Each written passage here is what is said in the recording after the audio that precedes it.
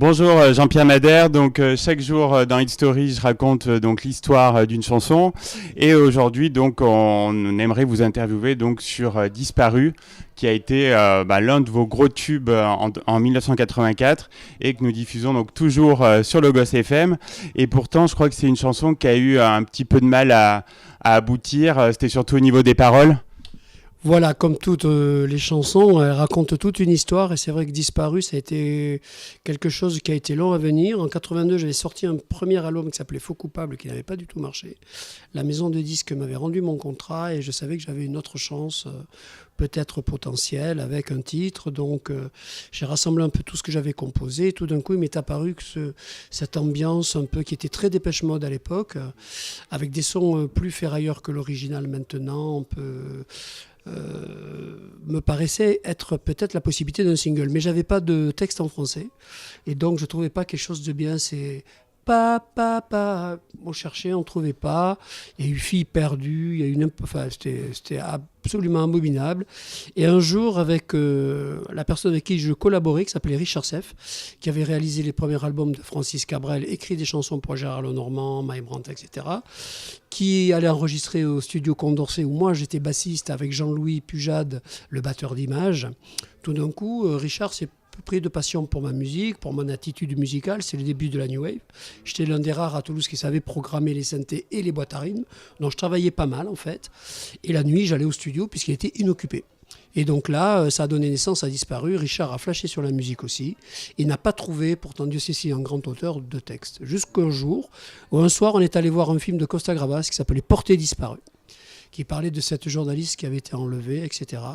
Et tout d'un coup, quand on est sorti du cinéma, Richard m'a fait à l'oreille « Disparu, tu as disparu ».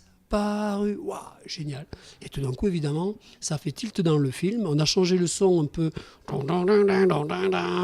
ferrailleur par un son de bandoneon.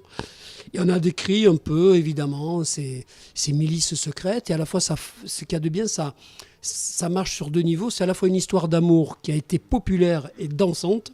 Et d'un autre côté, c'est quelque chose d'un peu triste où ça peut être évidemment ces enlèvements en Argentine, etc., par toutes ces brigades secrètes, etc. Voilà.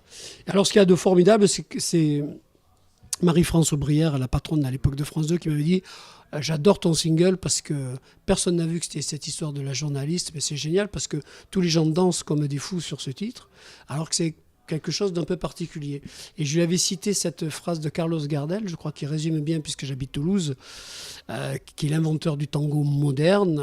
Voilà, j'ai dit oui, mais comme dirait Carlos Gardel, c'est une pensée triste qui se danse. C'est la définition du tango pour lui, c'est un peu ça. C'est-à-dire que tous les grands titres que j'ai aimés, moi, de dance, sont des titres un peu... Je pense au Pet Shop Boys, à West End Girl, je pense à Dépêche Mode, je pense à Relax. C'est quand même des choses assez mineures au niveau des accords. C'est quelque chose qui a une certaine tristesse. Ou, par exemple, Blue Monday de New Order, que j'adore. Voilà. C'est des choses qui portaient en elles, en tout cas, ces accords comme ça, un peu... Voilà. Et voilà, donc ce titre est sorti un peu dans l'indifférence générale, mais comme l'avait promis ce petit producteur avec qui je travaillais à l'époque, un producteur indépendant qui avait un label qui s'appelait Flar & puisque je me suis fait refuser de toutes les maisons de disques.